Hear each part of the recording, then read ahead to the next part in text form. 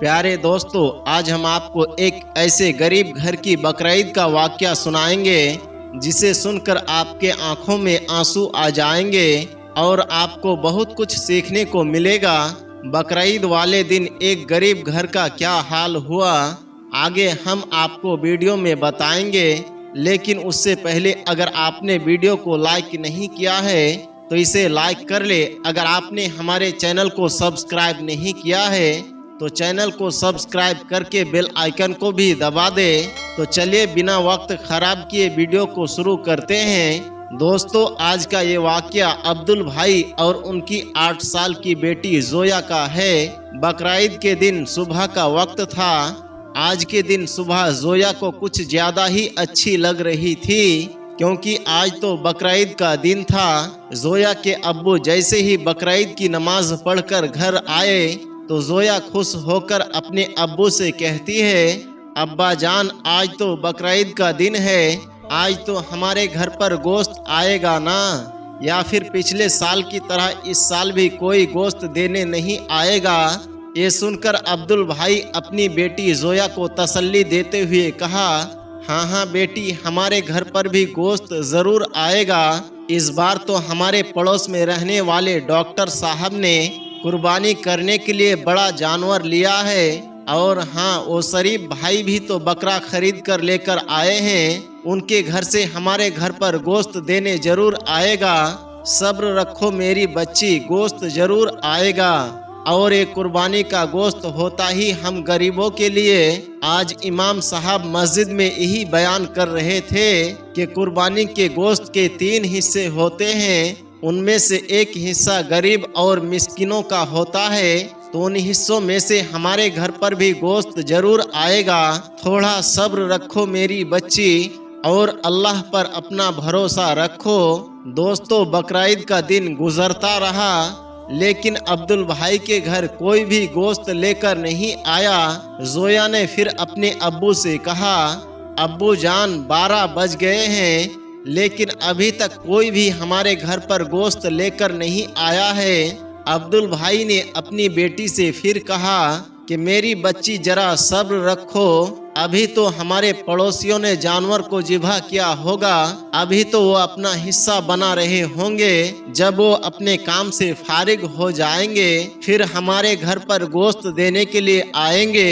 ये सुनकर जोया ने कहा, अब्बा जान, हम गरीबों को तो पूरे साल में एक ही बार जी भरकर गोश्त खाने को मिलता है। ये अमीर लोग तो साल भर गोश्त खाते रहते हैं। जोया के अम्मी ने उनकी ये बात सुनी तो उन्हें गुस्सा आया। उन्होंने जोया को एक जोरदार थप्पड़ लगाई और कहने लगी, क्यों बार बार अपने अब्बू को परेशान कर रही हो? तुम्हें दिखता नहीं? तुम्हारे सवाल सुन सुनकर तुम्हारे अब्बू कितने मायूस हो गए हैं। उसके बाद जोया के अम्मी प्यार से अपनी बेटी को कहने लगती है, मेरी बेटी, मैंने टमाटर, प्याज, लहसुन सब काट कर रख दिया है। जैसे ही हमारे घर पर गोश्त आ जाएगा मैं फौरन बनाकर तुम्हें दे दूंगी, फिर तुम जी भरकर गोश्त खाना। जरा सब्र रखो और अल्लाह पर भरोसा रखो। दोस्तों, ऐसे ही पूरा दिन गुजरता गया लेकिन कोई भी उनके घर पर गोश्त देने के लिए नहीं गया। अब तो जोया के घर वालों का भी सब्र टूटने लगा था क्योंकि अब तो दोपहर के 3 बज गए थे। जोया ने फिर अपने अब्बू से कहा, अब्बू, 3 बज गए हैं लेकिन अभी तक कोई भी हमारे घर पर गोश्त देने के लिए नहीं आया है। लगता है पिछले साल की तरह इस साल भी हमें कुर्बानी का गोश्त नहीं मिलेगा। ये कहकर जोया रोने लगती है। जोया को रोते हुए देखकर उसकी बड़ी बहन और उसकी अम्मी भी फूट फूट कर रोने लगती है। बीवी बच्चों को रोता देखकर अब्दुल भाई के आंखों में भी आंसू आ जाते हैं और अब्दुल भाई ने अपनी बीवी बच्चों को दिलासा देते हुए कहा, शायद हमारे पड़ोसी हमें भूल गए हैं, फिक्र ना करो, मैं अभी जाकर तुम्हारे लिए गोश्त लेकर आता हूँ। दोस्तों, उसके बाद अब्दुल भाई अपने घर से निकलकर सीधा डॉक्टर साहब के घर पर पहुँचे। दरवाजा खटखटाया तो अंदर से डॉक्टर साहब बाहर आए अब्दुल भाई डॉक्टर साहब से कहने लगे, मैं आपका पड़ोसी हूँ, आपके यहाँ पर कुर्बानी हुई है, क्या मुझे भी थोड़ा सा कुर्बानी का गोश्त मिल सकता है? ये सुनकर डॉक्टर साहब को बहुत गुस्सा आया और वो झूठ बोलते हुए कहने लगे, हमने तो सारा गोश्त बांट दिया है, बस थोड़ा सा ही गोश्त अपने घर के लिए रखा हुआ है। ये कहते हुए डॉक्टर साहब ने दरवाजा बंद कर लिया और अपने घर के अंदर चले गए। ये सुनकर अब्दुल भाई मायूस हो जाते हैं और धीमे धीमे कदमों से अपने घर के तरफ वापस चलने लगते हैं। रास्ते में मास्टर जी का घर आता है। अब्दुल भाई मन ही मन में सोचता है, चलो मास्टर जी के घर पर जाकर देखता हूँ, शायद कुछ कुर्बानी का गोश्त मिल ही जाए। ये सोचकर अब्दुल भाई मास्टर जी के दरवाजे पर पहुंच जाते हैं। दरवाजा खटखटाते हैं तो अंदर से मास्टर साहब बाहर आते हैं। मास्टर साहब को देखकर अब्दुल भाई कहते हैं, आपके घर पर कुर्बानी हुई है, क्या मुझे भी थोड़ा सा कुर्बानी का गोश्त मिल सकता है? ये सुनकर मास्टर जी ने बड़ी बड़ी आंखें बनाई और कहा, रुको मैं अंदर पता करके आता हूँ। उसके बाद मास्टर साहब अंदर गए और थोड़ी देर बाद एक थैली लेकर बाहर आए। उन्होंने वो थैली अब्दुल भाई के हाथ में दे दिए और इस तरह से दरवाजा बंद करके वापस गए जैसे कोई बम फेंक कर गए हो। खैर, हाथ में थैली देखकर अब्दुल भाई बड़े खुश हुए और खुशी खुशी अपने घर की तरफ जाने लगे। अब्दुल भाई के हाथ में गोश्त का थैली देखकर उनके घर वाले भी बड़े खुश हुए। उन्होंने जल्दी जल्दी उस थैली को खोल कर देखा, लेकिन थैली में से जो निकला उसे देखकर पूरा घर रोने लगा, क्योंकि उस थैले में सिर्फ कुछ हड्डियां थी और सिर्फ चंद चर्बियां भरी हुई थी।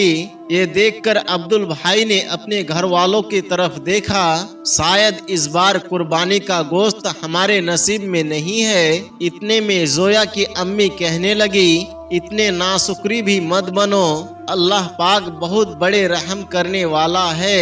मैंने टमाटर और प्याज काट कर रखा है, चलो मैं आपको उसी की चटनी बना कर देता हूँ। हम यही खाकर अल्लाह पाक का शुक्र अदा करेंगे। और उसके बाद जोया की अम्मी चटनी बनाने के लिए किचन में चली जाती है। इतने में बाहर से किसी की आवाज आती है, अब्दुल भाई, अब्दुल भाई। अब्दुल भाई दरवाजे पर जाते हैं तो क्या देखते हैं, दरवाजे पर मंसूर चचा खड़े हुए हैं। मंसूर चचा बाजार में सब्जियों का ठेला लगाते हैं। इनके हाथ में एक थैला था जिसमें 4 से 5 किलो गोश्त भरा हुआ था। मंसूर चचा ने कहा, मेरा बेटा आया है, शहर से हमारे लिए बहुत सारा गोश्त लेकर आया है। हम इतना गोश्त खा नहीं सकते, हमने अपने जरूरत के हिसाब से घर में गोश्त रख लिया है और बाकी का गोश्त मैं आपके लिए लेकर आया हूँ। आप अपने घर में एक गोश्त पकाइए और खुशी खुशी बकरीद मनाइए। दोस्तों, इतना सारा गोश्त देखकर अब्दुल भाई के घर में फिर से खुशी लौट आई और सभी ने मंसूर चचा को बहुत दुआएं दी और अल्लाह पाक का लाखों शुक्रिया अदा किया। उसके बाद जोया की अम्मी ने गोश्त पकाया और अपने बच्चों को पेट भरकर गोश्त खिलाया और उसके बाद अब्दुल भाई के पूरे परिवार गोश्त खाकर अल्लाह ताला का शुक्र अदा किया। फिर आप अल्लाह ताला की कुदरत देखिए। फिर उसी शाम एक जोरदार तूफान आ गया। उस तूफान की वजह से उस शहर की सारी बिजली गुल हो गई, यानी लाइट नहीं आई। जगह जगह पर खंभे गिर गए और कई जगह का तार टूट गए और उसके बाद फिर 3 दिनों तक बिजली नहीं आई। उसके अगले दिन अब्दुल भाई के घर वालों ने देखा कि डॉक्टर साहब और मास्टर जी सारा गोश्त घर से बाहर फेंक रहे हैं, क्योंकि लाइट ना होने की वजह से उनके फ्रिज वगैरह सब कुछ बंद हो गए थे।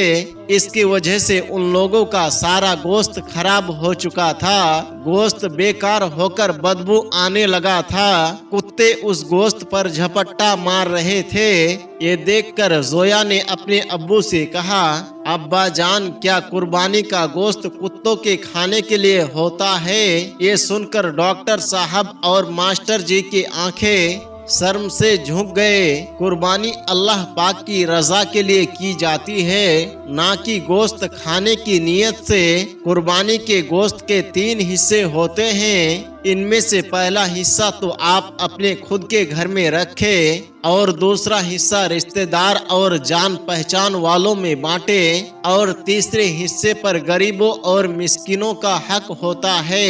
इसलिए आप जब भी कुर्बानी करें तो गोश्त का तीसरा हिस्सा गरीबों और मिस्किनों में जरूर बांटे।